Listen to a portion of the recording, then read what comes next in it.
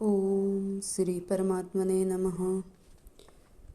भगवत गीता की सीरीज में आप सबका हार्दिक स्वागत है।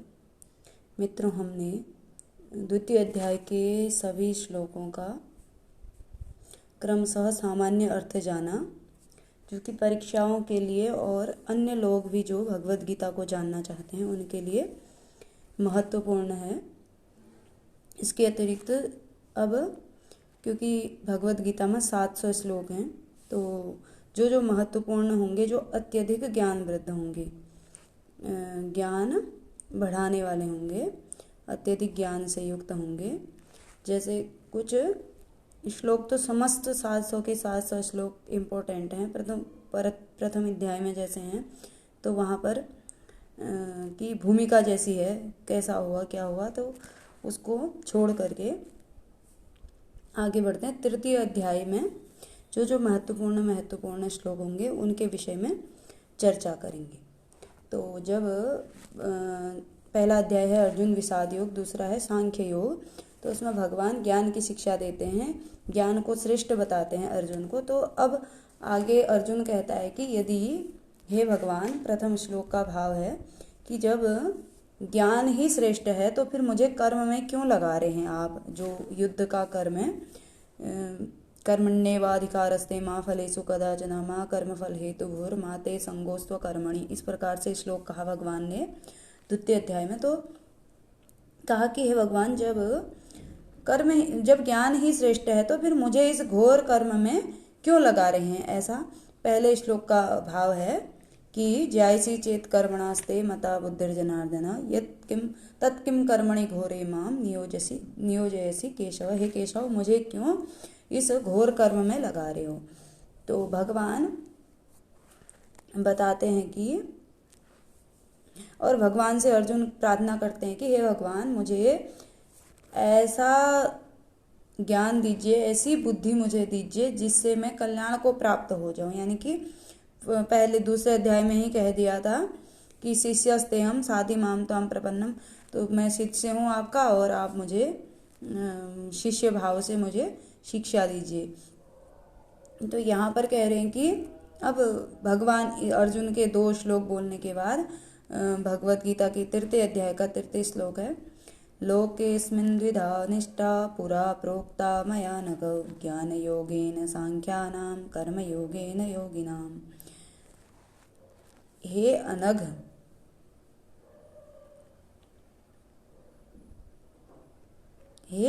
यहाँ पर हे निष्पाप, भगवान ने अर्जुन के लिए अनघ शब्द का प्रयोग किया है।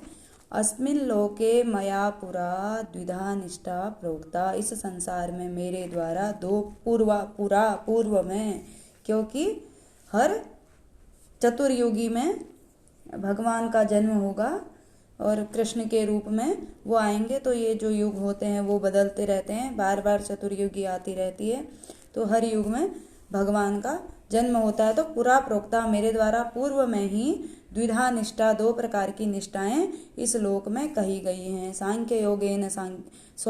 योगेन सांख्यानाम कर्म योगेन योगिनाम, ज्ञान योग के द्वारा जो निष्ठा है वह सांख्यों की, और कर्म योग के द्वारा जो निष्ठा है वो योगी की। यानी कि जो सांख्य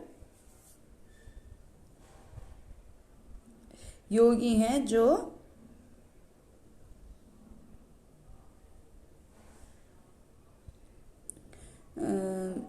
ज्ञानी व्यक्ति हैं उनकी ज्ञान योग से, और जो योगी हैं उनकी कर्म योग से 2 प्रकार की निष्ठा के। अब निष्ठा किसे कहते हैं? साधन की परिपक्व अवस्था को, पराकाष्ठा को क्या कहते हैं? निष्ठा। यानी कि जिस अवस्था में मतलब एकदम भगवान पर हम अपने आप को सच्चिदानंद परम ब्रह्म में हमारा एक ही भाव हो जाए, निष्ठा, पराकाष्ठा को प्राप्त हो जाए, भगवान से जो हमारा एक ही भाव है उसे हम निष्ठा कहेंगे।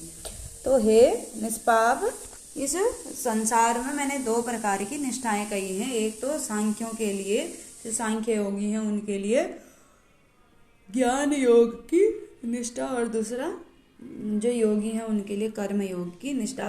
कर्म योग क्या है, ज्ञान योग क्या है, इसको समझने का प्रयास करेंगे। कर्म योग वह, ज्ञान योग सबसे पहले ले लेते हैं, सांख्यों का ज्ञान योग। इसमें क्या होता है, इंसान मन, इंद्रिय और शरीर द्वारा होने वाली सभी क्रियाएं, जो मनुष्य अपने मन, इंद्रिय और शरीर के द्वारा जो क्रियाएं कर रहा है उसमें कर्तापन के अभिमान से मुक्त हो जाता है। वह मैं करता हूं ऐसा नहीं सोचता है और सच्चिदानंद परम ब्रह्म में एक ही भाव में स्थित हो जाता है। तो उसको बोलते हैं ज्ञान योग। और कर्म योग वह होता है जब व्यक्ति कर्म करता है और उसके फल में उसकी कोई आसक्ति नहीं होती है, तो वह कर्म के फल को त्याग करके अथवा कर्म में जो आसक्ति होती है उसको त्याग करके भगवद आज्ञा के अनुसार, भगवान की आज्ञा के अनुसार वह सोचता है कि ये जो कर्म मैं कर रहा हूँ ये भगवान की आज्ञा है, ये मुझे करना है। और निष्काम भाव से, उसको कोई फल की चिंता नहीं होती है, तो उसको बोलते हैं कर्म योग। तो कर्म योग और ज्ञान योग दो प्रकार की निष्ठाएं हैं। परीक्षार्थियों के लिए भी इम्पोर्टेंट होगा कि भगवद गीता में कितने प्रकार की निष्ठाएं भगवान के द्वारा कही गई हैं। तो दो प्रकार की निष्ठाएं भगवान के द्वारा कही गई हैं। आगे ये सभी श्लोक कर्म के विषय में ही हैं। न कर्मणाम नारंभा नैष्कर्म्य पुरुषोस्नुते न च संन्यासनादेव सिद्धिम समधिगच्छति। भगवान कह रहे हैं कि हे अर्जुन, न ही कर्मणाम अनारंभात नैष्कर्म्यम पुरुषोस्नुते और न च संन्यासनात् एव सिद्धिम समधिगच्छति। न ही कर्मों के अनारंभ से व्यक्ति निष्कर्मता को प्राप्त होता है, यानी कि निष्कर्मता का अभिप्राय अकर्म, यानी कि कर्म को आरंभ न करके व्यक्ति निष्कर्मता को प्राप्त नहीं होगा। यानी कि निष्कर्मता वह अवस्था होती है जब पुरुष के कर्म अकर्म हो जाते हैं, यानी कि उसके किए का किसी प्रकार के उसके अच्छे बुरे कर्मों का फल उसे प्राप्त नहीं होता है, तो वह निष्कर्मता हो जाती है। कर्मों के अनारंभ से, यानी कि कर्म को आरंभ ही नहीं करेगा तो उसकी निष्कर्मता नहीं होगी। और न ही संन्यासनाद एवं सिद्धिम समधिगच्छति, और न ही संन्यास के द्वारा सिद्धि प्राप्त होती है। यानी कि यहाँ पर कह सकते हैं कि संन्यासनाद एवं सिद्धिम समधिगच्छति, यानी कि कर्मों के त्यागने मात्र से ही सिद्धि, यानी कि सिद्धि बोला गया है सांख्य निष्ठा को, तो वो प्राप्त नहीं होती है। यानी कि कर्म करना है, और जो इससे पहले बताया दो प्रकार की निष्ठा, ज्ञान योग के द्वारा और कर्म योग के द्वारा, इस प्रकार से कर्म फल में आसक्ति नहीं रखनी है और कर्तापन के अभिमान से मुक्त रहना है, तभी सांख्य निष्ठा अथवा कर्म निष्ठा प्राप्त होगी। यानी कि कर्मों से मुक्ति मिलेगी और क्या होगा दूसरा कि उस के जो कर्म फल में जो आसक्ति है उससे मुक्ति मिलेगी कर्म योग के द्वारा और ज्ञान योग के द्वारा, तभी निष्ठा और निष्कर्मता, सिद्धि और निष्कर्मता की प्राप्ति होगी। यानी कि कर्म करना है। हम सोचेंगे कि कर्म ही नहीं करना है, तो कर्मों के अनारंभ से, कर्म को आरंभ किए बिना निष्कर्मता को प्राप्त नहीं होता और संन्यास देने से सिद्धि प्राप्त नहीं होती। आगे कहते हैं भगवान, न ही कच्चित क्षणमपि जातु तिष्ठत्य कर्म कृत कार्यते हि वसः कर्म सर्वः प्रकृतिजयी गुणैः। कश्चित क्षणमपि न तिष्ठति अकर्मकृत, यानी कि जो मनुष्य है वह किसी भी क्षण ऐसा नहीं है कि वह बिना कर्म किए रह जाता है, क्योंकि प्रकृतिजयी गुणैः हि वसः सर्वः कर्म कार्यते। प्रकृति के द्वारा जो स्वाभाविक जो गुण हैं उनके द्वारा, उनमें परवश होकर के, उनके बस में होकर के व्यक्ति कार्य करता है। ऐसा नहीं है कि, क्योंकि हमारा जो प्राकृतिक स्वभाव है, मनुष्य का जो प्राकृतिक स्वभाव है वह कर्म करने का है। तो कोई भी क्षण ऐसा नहीं है जब हम कर्म नहीं कर रहे हैं। मैं बोल रही हूँ तब भी कर्म कर रहे हैं, बैठे हैं तब भी कोई ना कोई कर्म हो रहा है, कहीं ना कहीं प्रत्येक क्षण कोई ना कोई कर्म होता है। आगे कहते हैं, बहुत इंपॉर्टेंट श्लोक है, मिथ्याचारी की परिभाषा क्या है। कर्मेन्द्रियाणि संयम्य य आस्ते मनसा स्मरन् इंद्रियार्थान् विमूढ़ात्मा मिथ्याचारः स उच्यते।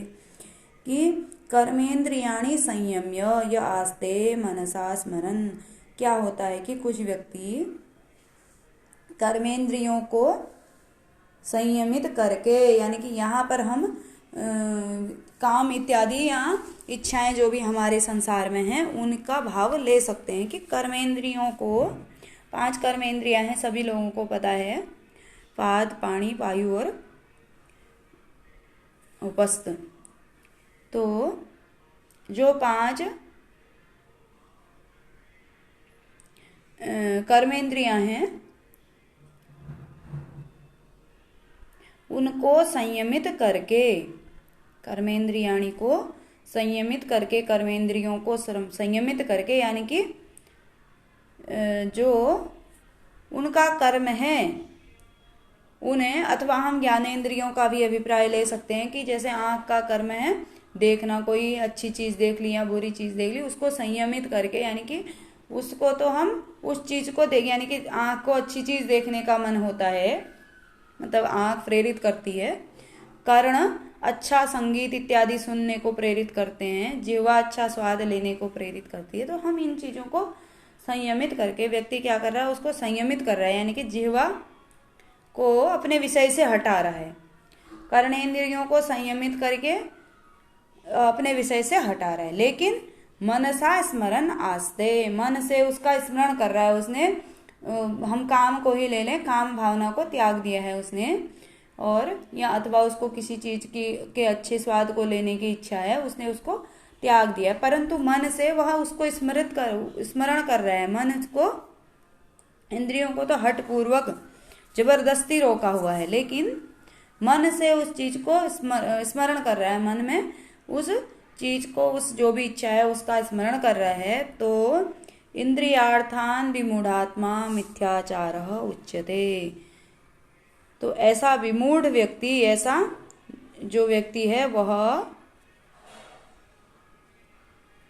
मिथ्याचारी कहलाता है। मिथ्याचारी अर्थात दंभी, यानी कि हम उसको कपटी, दंभी इस प्रकार से कह सकते हैं, क्योंकि इंद्रियों को तो जबरदस्ती रोक रहा है लेकिन मन में उस चीज का स्मरण कर रहा है। मतलब संयमी वही होगा जिसको मन में ही उस चीज का स्मरण न आए। तो इस प्रकार से प्रतिदिन कुछ ना कुछ हम देखते रहेंगे। बहुत बहुत धन्यवाद।